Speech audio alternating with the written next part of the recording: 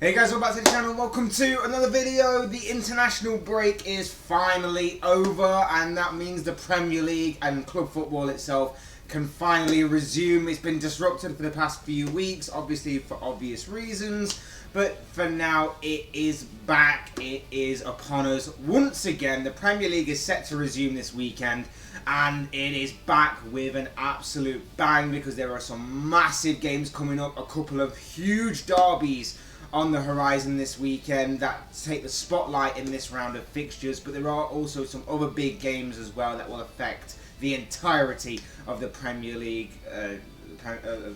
and obviously with it being another game week upon us, it obviously means that the league table is starting to take shape right now as we head more and more into the season. We're of course going to go through each and every single game this weekend, talk about it, and also give my prediction on what I think will happen. But before we get into all of that, I would like to remind you all to please like the video and also subscribe if you're new. Both things are always greatly appreciated. But for now, let's get into the predictions. We're going to kick things off with the North London derby. Massive game in prospect here. Arsenal versus Tottenham at the Emirates Stadium. In any other kind of game week, I guess you'd say that this would be the biggest game of this round of fixtures. But there is also another massive derby that's coming up this weekend that kind of takes that kind of title. So we're going to be talking about Saturday's lunchtime fixture first. Arsenal versus Tottenham. Massive game in prospect here because obviously Arsenal currently sat top of the table. Everything's going well for the Gunners so far this season, but they face arguably a massive test here. Now, I know that usually Arsenal do come out of this kind of fixture, especially at home, with the 3 points usually. I know that usually they normally turn it up against Tottenham to an extent, especially when they are at the Emirates. But it is going to be a massive game because obviously Tottenham are in good form themselves. Harry Kane is firing in all cylinders, and they'll be hoping that the hat-trick that Heung-min Son got against Leicester will obviously carry on his form and maybe spark him into life this campaign after having what has been a poor start by his standards. A lot of good players on show. Obviously, Gabriel Jesus is going to be there again against Harry Kane of Tottenham. Heung-min Son, like I say, against Gabriel Martinelli. Going to be a big midfield battle. Going to be an interesting game. I would imagine that Arsenal will try and take the game to Tottenham, and it will be a typical Antonio Conte defensive style of play. He's going to try and sit back, soak up the pressure, and then attempt to hit Arsenal on the counter-attack, which we do know they are vulnerable against with this Gunners side. So with the likes of Son and Kulusevski and obviously Kane poised and threatening on the counter-attack, it will be interesting to see how if Arsenal can take their chances and how Arsenal manage to deal with the direct and threatening counter-attack that obviously Spurs do possess. Now, as far as the prediction goes, a draw is certainly possible. Spurs could nick it on the day, but I'm going to go with Arsenal. I think this is a massive game for both sides, and I think this will be a big game to show how far both these sides have come under their respective managers in this season with everything that's gone on and their transfer windows and everything. Massive game in prospect, but I actually do think Arsenal will take this one, and I am going to go for a 2-1 Arsenal win. Next up, one of the 3 o'clock games sees Bournemouth at home against Brentford. Again, another interesting game in prospect here. Bournemouth obviously kind of taking to life beyond Scott Parker, so to speak, for the past few weeks. And then obviously we have the break, so it's going to be interesting to see how they do when they come back.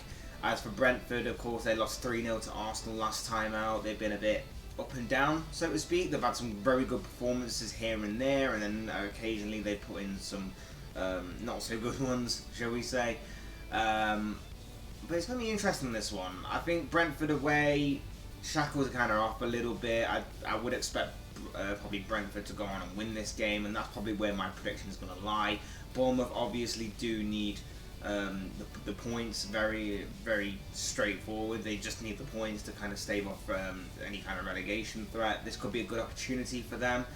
But at the same time, I just believe that Brentford probably have too much in the attacking third and play some very nice football at times for Bournemouth to handle that. And, maybe the break did kind of disrupt Brentford a little bit, but I would imagine that following that 3-0 defeat to Arsenal, there's been a bit of an inquest and they're going to sort some stuff out. So I will say that Brentford go on and win this game, and I am going to predict a 3-1 Brentford win.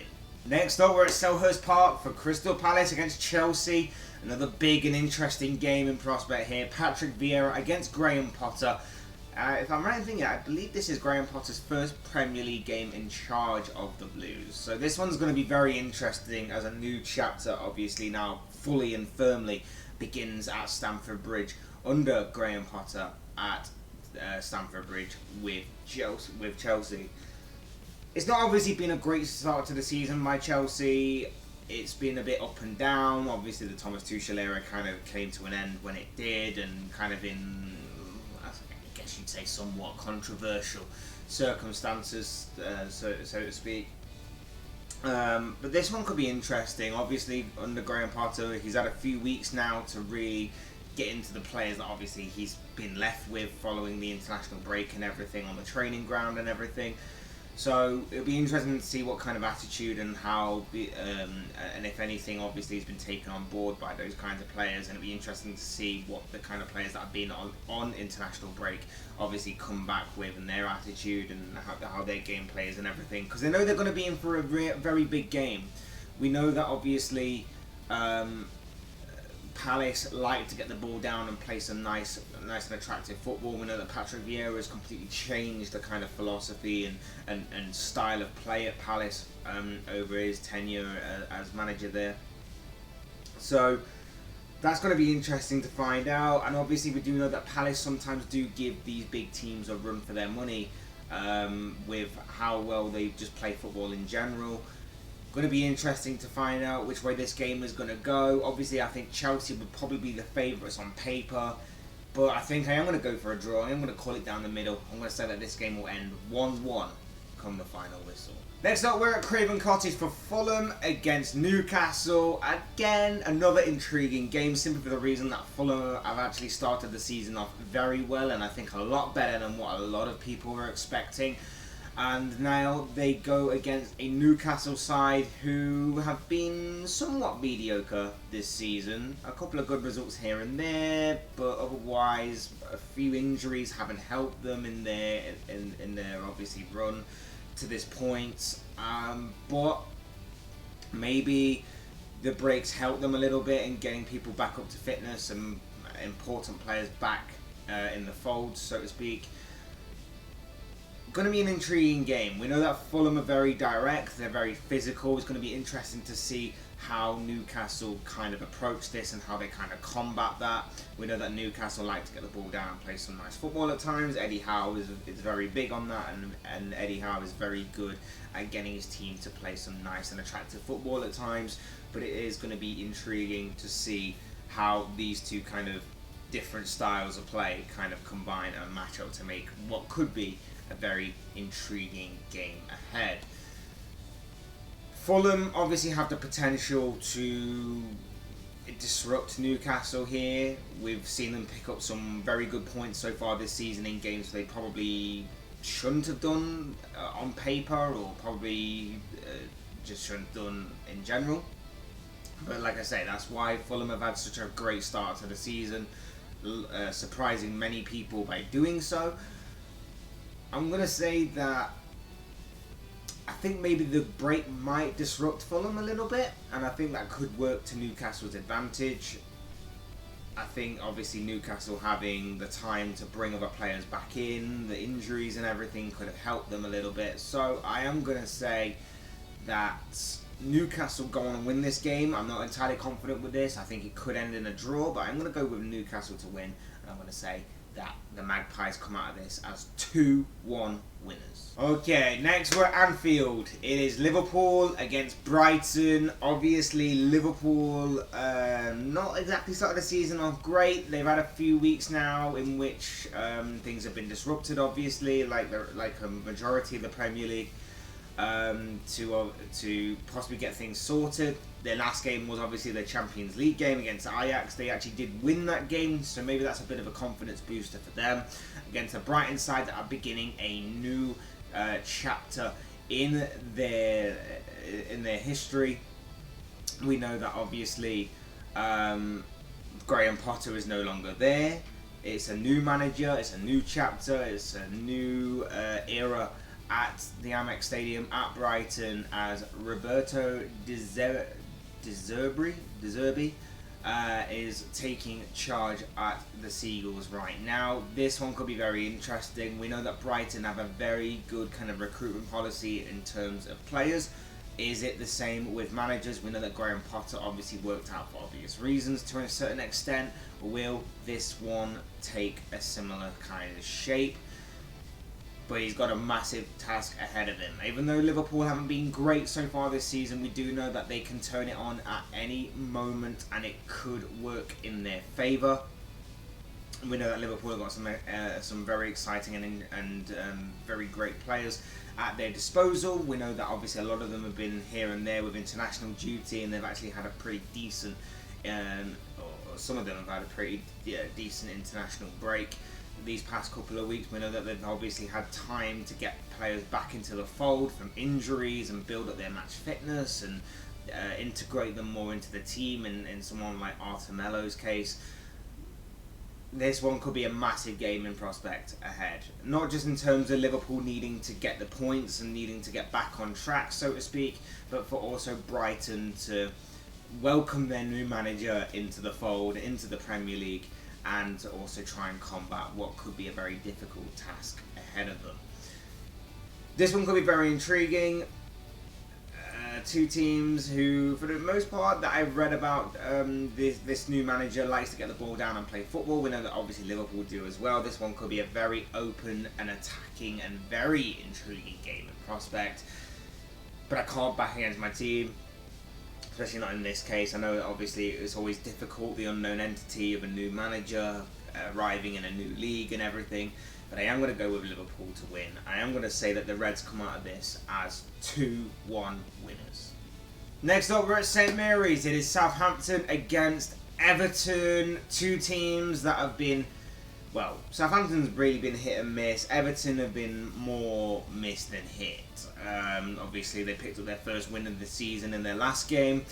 Very good victory that was for Everton, but now they need to really build on it. They've got a good opportunity against Everton, against Southampton, to really build on that. But at the same time, they are away from home. Their away form isn't exactly great. They need to really rectify and sort that out as soon as possible. But for Southampton, very hit and miss. They'll have a few good games here and there, a few good performances, maybe not get the points that they deserved at times, but they're very Jekyll and Hyde, aren't they? Sometimes they'll be very good, sometimes they can be very bad, and I think a large part of them about them is they don't have a consistent or prolific enough goal scorer. They need to really work on that. They need to really sort that out. But this one could be very intriguing in the sense that obviously they're against an Everton side who pretty much are the same. They obviously haven't had a more prolific goal scorer themselves. They've played the majority of the season with like a false number 9 kind of thing going on. They now have Neil Maupay obviously, but again, even at Brighton, he was kind of hit and miss himself. Is that form kind of gonna transfer over with him to Everton? Obviously, it has to wait and see on that, but this one could be very intriguing for possibly all the bad and all the wrong reasons. Intriguing game though, that's the big word, intriguing game. Like I say, both sides really need the points in this game. Could be intriguing to find out which way this game goes. I'm going to call it down the middle. I'm going to say that this game will end 1-1 on the final whistle. Next up, we're going to be talking about Saturday's evening fixture. It is at the London Stadium. It is going to be West Ham taking on Wolves. And if you're expecting a lot of goals in this game, well, I'm sorry to disappoint you, but that doesn't seem to be the case going forward in this game, because both of these teams are the lowest goal-scoring teams in this division so far this season. Both sides have scored 3 goals apiece so far in this campaign. Both sides have not been doing that great at all. Wolves, like I say, I've said it time and time again with Wolves, their approach play is good. Some of their football that they play at times is very good, but they just lack a clinical and prolific enough goal scorer at times, and that's really been their Achilles heel so far this season, hence why they've only scored 3 goals. For West Ham, for one reason or another, it just isn't working out for them so far this season, not like it has been over the past couple of years for David Moyes' side. He's really struggled to kind of find the kind of rhythm and kind of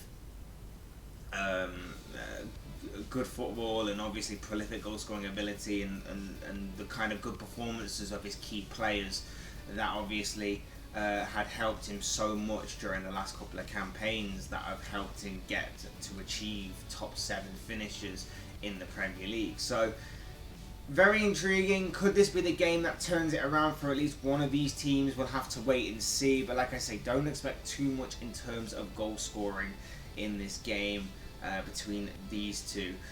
Having said that, I do think that both will get their 4th goal of the season, as I am going to go for a draw, and I'm going to say that this game will end 1-1 come the final whistle. Moving ahead now to Sunday's games, and we've got Leeds taking on Aston Villa at Ellen Road. Another intriguing game and prospect between two teams who really need the 3 points in this game, so they really do need to go for it. You've got Leeds, who have been very hit and miss over the past several weeks or so. Very, very poor results coming in for Leeds. Is the wheel starting to fall off a little bit under Jesse Marsch at Leeds with everything going on right now and everything? Could be very intriguing to find that out. As for Steven Gerrard and Aston Villa, they've actually picked up a couple of good results in the past couple of weeks, but they'll be hoping to build upon that and hoping to obviously get more points under their belt as they try and try and rectify what has been a pretty poor start to the season by their standards. But like I say, they've actually picked up a couple of good results in the past couple of weeks. They just need to start hitting the target more often. They just need to start finding the back of the net more often than what they are doing, because they've got a lot of talent at their disposal, Aston Villa. A lot of talent, a lot of attacking flair, everything along those lines that make up a good team. They just need to start using it more often, and they just need to start being a bit more tighter with their with the defensive side of their game. Very intriguing. If there's ever going to be a game that Villa will obviously be fancying their chances in, it's probably this game among maybe a few others, but this is more favourable to Villa, I think. Obviously Leeds do have a couple of good players to watch out for them. Obviously they're still a threat no matter what.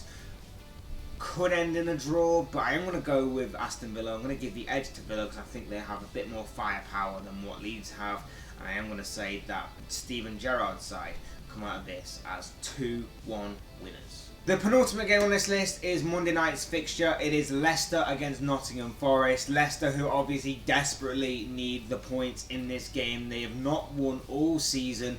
They have been extremely poor throughout the entirety of the campaign. They are really down right now. Maybe the break came at a perfect time for them. Obviously, their last game ended up being a 6-2 thrashing at the hands of Tottenham and Heung-min Son especially. So they desperately need the points. They desperately need to find some sort of inspiration or something from the upcoming rounds of fixtures that are set to be on the horizon, and this could be a very good start. They're against a Nottingham Forest team who are decent going forward. They play some nice approach play sometimes, and they're okay going forward and playing attacking football, but defensively they are a bit of a train wreck and they are a bit all over the place. This could be a very good opportunity for Leicester to get some points on the board here. Having said that, Leicester themselves aren't that great defensively, and if they are just to completely throw it away again, this could be Brendan Rodgers' last stand. I know we've been saying that for the past few weeks now, but against Nottingham Forest, it's obviously a big Midlands clash on Monday night. A big rivalry. You've got to imagine that a bad result here could spell the end of Brendan Rodgers' time at Leicester City. As for Forest, like I say, good approach play sometimes, good attacking display, defensively all over the place. But again, they too could be fancying their chances of getting a win here and getting some more points on the board because of how poor Leicester have been this season. It sets it up for a very interesting game on Monday Night Football, a game in which I'm going to predict a draw. This game could definitely go any which way, but I am going to go for a draw. I'm going to say that this game will end 2-2 come the final whistle. And finally, we're going back to Sunday's games. It is the biggest game of this round of fixtures, in my opinion. It is the game that is arguably going to steal the spotlight this weekend. Massive Manchester derby. In the blue corner is Manchester City. In the red corner it is Manchester United. Massive game Sunday afternoon at the Etihad. I think this is going to be a very intriguing game ahead of us on Sunday. Obviously, Pep Guardiola and Manchester City are going along pretty well this season. Erling Haaland has definitely hit the ground running, and I'm sure that him against the likes of Rafael Varane and Lisandro Martinez is going to be a very intriguing battle to watch unfold on Sunday when these two teams meet. On the flip side, of course, you've got Manchester United, who have really started to come into their own a little bit. A few good results here and there. Not entirely convinced by the performances myself, and I still think that is potentially a bit of a ticking time bomb in terms of things are looking good right now, but what happens when a few bad performances or a few bad results happen? You've of course had a few rumblings this weekend from a certain Harry Maguire and everything. Things maybe bubbling underneath the surface a little bit. Maybe that's more hope than anything else a little bit. But at the same time, I'm still not entirely convinced. But for what it's worth, the results have been very good. That should not be overshadowed or anything. The results have been pretty good. Both sides are coming into this one in pretty decent form, so to speak. Obviously, prior to the disruptive break that we've had. And this one could be very intriguing. I would expect Manchester City to go into this as favourites, being at home, having the players, having a very much red hot and in form Erling Haaland, of course. But of course, United have been known to be a bit disruptive in these types of games in the past, and obviously they can and have the potential to do so here. This isn't exactly a foregone conclusion. Ten Hag is smart, he's intelligent, and as proven so far this season, City aren't invincible. City aren't indestructible. City obviously do have a couple of weaknesses, not massive ones obviously, but they can be got at by certain players, and if United are on the ball, so to speak, if they make the right decisions in the final third, if they are switched on and they concentrate defensively, then there's no doubt that Man United can't get something from this game. However, I just can't see it. I think with the form of City, I think with the form of the likes of Kevin De Bruyne and Phil Foden and Erling Haaland, I genuinely think City will get the 3 points in this game and will win this game.